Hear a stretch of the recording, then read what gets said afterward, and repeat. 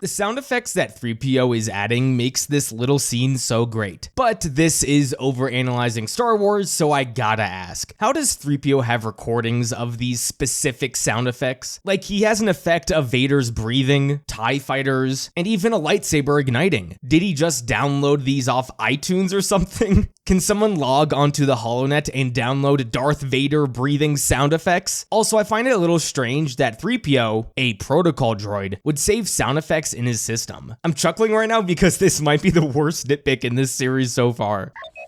Yes, R2, I was just coming to that. Toronto, gosh.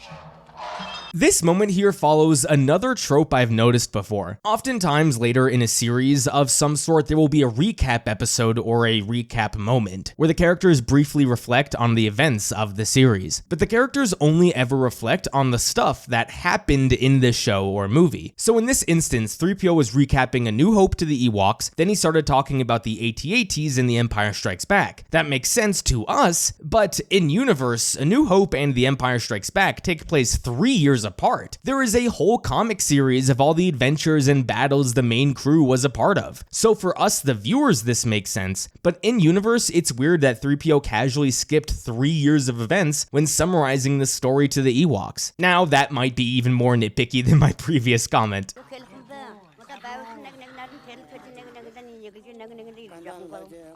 This maybe 15-minute stretch of Return of the Jedi is probably the only time in the original trilogy where I find the pacing to be poor. Keep in mind, the rebels are on a mission right now. They're on an Imperial-occupied planet and they need to take down the shield generator. You could make the point that the rebels all coordinated when the takedown of the shield generator would happen, and right now they need to wait a full day, so might as well just take it slow. Fair enough. But right now, do the other rebels know where Luke, Han, and Leia are? Last time they saw Leia, she disappeared, and now Luke and Han disappeared.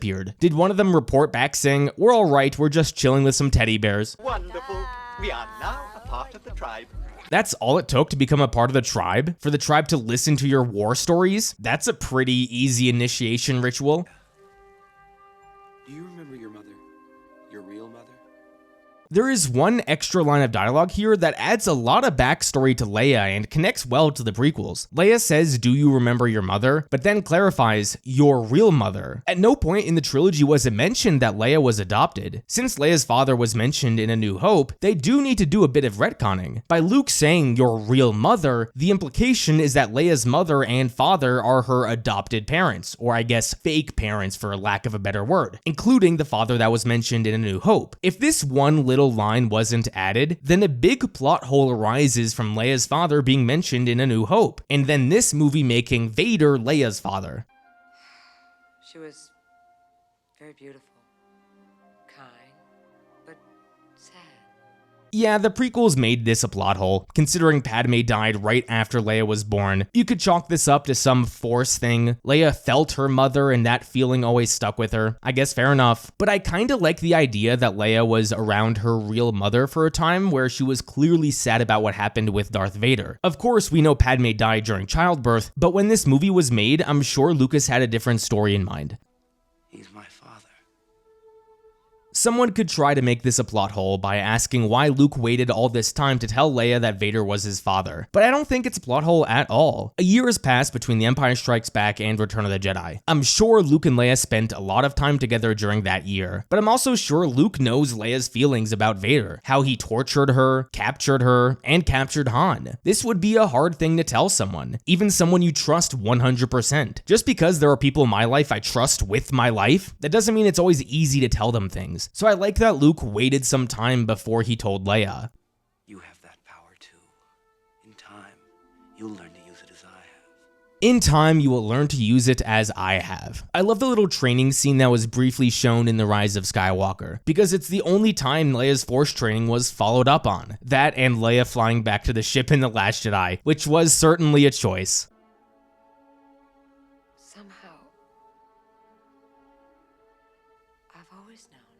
I love this response from Leia. Somehow deep down she knew. Some may say this is weird Force bullshit, but I love the concept that people who are strong with the Force but don't know it still are able to use it in some way, even without proper training. It makes the Force feel more magical rather than some magic system you must train to be able to use always. So I like this moment.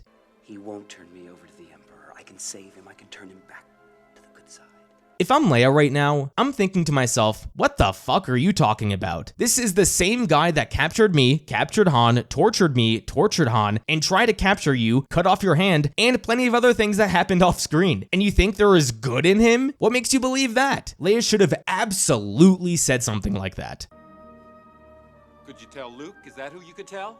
Jealous Han here is not a great look, but I'm more interested in Leia right now. I would have liked some acknowledgement from her that Vader is her father, because right now I'm not sure if she's upset because Luke left, because Vader is her father, or a mixture of both. Just a line like, "Vader is my father," would have been a really nice moment.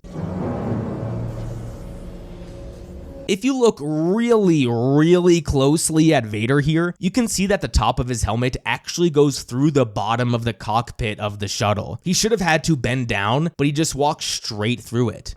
I've accepted the truth that you were once Anakin Skywalker, my father. If I was Vader, I would ask Luke how he found out that his name was Anakin. As far as Vader knows, Obi-Wan is dead and he isn't aware that Luke could talk to Obi-Wan as a ghost. So who would have told Luke this galactic-wide secret? Maybe Vader thinks that before Obi-Wan died, he told Luke that his father was named Anakin Skywalker. He just never said that Anakin became Vader. I guess that's somewhat plausible. That was why you couldn't destroy me? This is interesting. So Luke implies here that Vader didn't kill Luke in the previous movie because Vader still has good in him. But I don't think that's true. Vader didn't kill Luke at any point in the fight because he wanted Luke to join him on the dark side. And before Luke had the opportunity to fully close that door of joining the dark side, he jumped off the ledge. I don't get the vibe in Empire at all that Vader was conflicted about killing Luke. So I don't agree with Luke here. I see you have constructed a new lightsaber. This is another thing that Vader should be questioning. So he says, "I see you constructed a new lightsaber." But from Vader's point of view, how would Luke know how to do this? Again, Vader can't think Obi-Wan has been training him since he died in A New Hope, and it is clearly evident that between the events of The Empire Strikes Back and Return of the Jedi, Luke's training improved significantly. So how did Luke get so much better? We know Luke trained with Yoda, but Vader doesn't know Yoda is still around. If I was Vader, I would ask, who trained you? And who helped you construct a lightsaber? Actually, now that I think about it, how did Luke know how to build a lightsaber? He didn't go back to visit Yoda between movies, so who taught him? Did Luke find some secret Jedi scrolls between the movies? Obi-Wan once thought as you do. Again, another line that doesn't really make sense. At what point did Obi-Wan ever think Anakin had good in him? Even during the Obi-Wan show, Obi-Wan never tries to turn Anakin back to the light side. He apologizes, sure, but he doesn't make any attempt to turn Vader back. So when did Obi-Wan once think this? Not during Revenge of the Sith either. Also, I want to question what would have happened if Luke's initial plan worked. Luke asks Vader to come with him, and what if Vader said yes? Where would they go? Back to the Rebels? Would Vader help in the fight against the Empire? Would the Rebels even accept Vader? What was Luke's plan here? I feel the conflict within you. Let go of your hate. It is too late for me, son. I absolutely love the dialogue here. Vader says, "It is too late for me, son." Vader's lines here just don't sound like someone committed to the dark side of the Force. Compare this to how he spoke to Luke at the end of the previous movie. "It's too late for me" is something someone who is coping would say. Vader is coping bad. The Emperor will show you the true nature of the Force. You think these stormtroopers behind Luke are pondering what Luke just said? Maybe one of them is thinking, "Oh shit, this rebel is Darth Vader's son. That's wild." Vader is also kinda stupid for letting Luke get taken by just 2 stormtroopers. Even unarmed, Luke could easily escape from these 2. This isn't gonna be easy. Hey, don't worry. Chewie and me got into a lot of places more heavily guarded than this. You know, Han isn't wrong here. I would say the spice mines of Kessel were more heavily guarded than this. Hell, even the Death Star was more heavily guarded than this.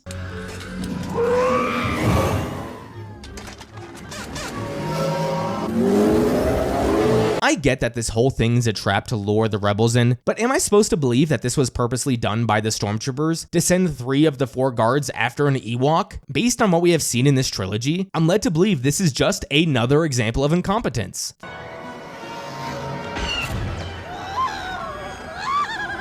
There is no way an Ewok would know how to drive one of these speeders this fast in the forests. It's the same thing I said before in the last video. I struggle to believe that any non-Force user can drive this fast through the trees. This shit is just as hard as the pod race. Now I'm supposed to believe an Ewok, a creature that has almost certainly never driven a speeder, can last more than 10 seconds without hitting a tree? Bullshit.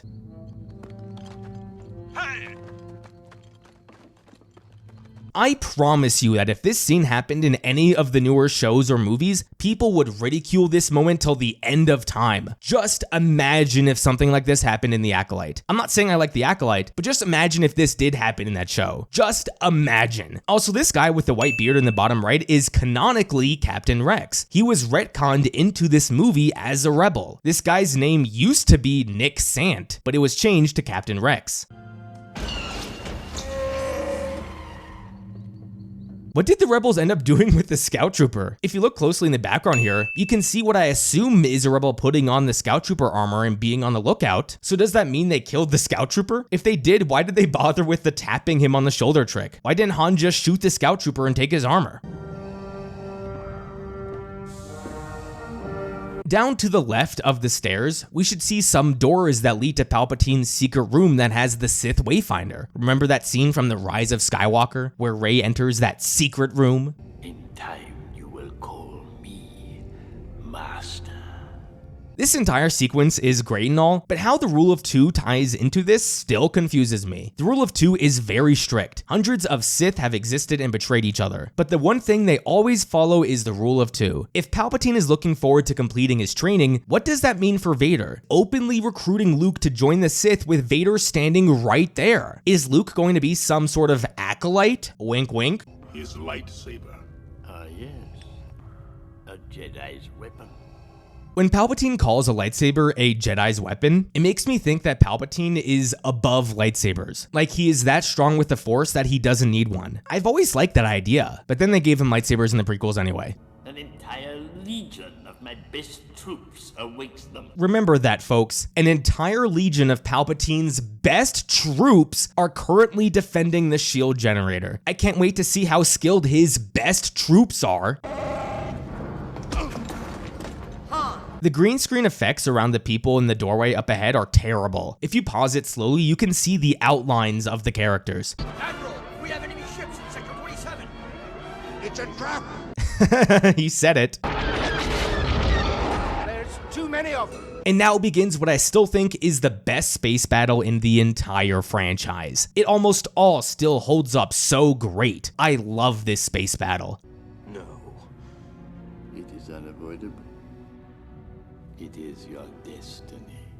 I'll be honest, I don't really like the way falling to the dark side is framed in this movie. At this point in the franchise, we have gotten very little detail about what it means for someone to fall to the dark side. The way this movie portrays it is that if Luke makes any attack on Palpatine, he will fall. But like, Luke has fought a lot of people and he didn't turn to the dark side then. When he fights Vader later on, it makes sense, because he was giving into his fear and he was gradually letting his feelings take over. But here, Luke knows killing the Emperor would end the war. We're at the point where we are debating the semantics of killing a defenseless man. If I ask my bodyguards to kill someone, but that person survives and kills me, am I defenseless in this situation? I don't think I am. Just because I am physically posing no threat, I'm still leading those who are threatening. Killing Palpatine here is an act of defense. He's defending the rebels. So I don't really like that idea here that Luke would automatically fall to the dark side, forget all his friends and families and loved ones just because he struck down the Emperor of a tyrannical regime.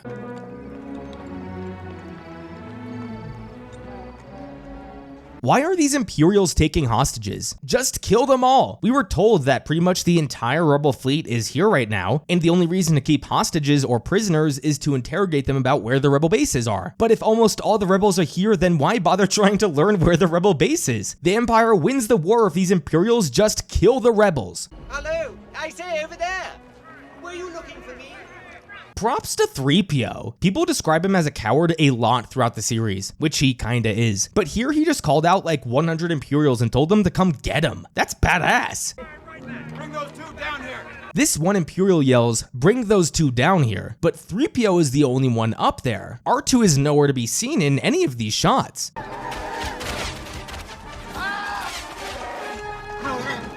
Remember guys, these are the Emperor's best troops fighting right now, and losing to a bunch of teddy bears. I love how these Imperials, both the Stormtroopers and the ATSTs, spend a minute fighting the Ewoks, but none of them bothered shooting the 2 leads of the rebellion who have 0 defenses and were standing right in the open. The Emperor's best troops. I swear to you, and I know I say this a lot, if modern Star Wars had a battle like this, people would lose their minds. Click on the link here to watch Overanalyzing Star Wars Return of the Jedi Part 5. If you don't see the link, the video hasn't come out yet. Thank you everyone so much for watching another one of my videos. Don't forget to tonight the Claude Squad, and I will see you guys next time.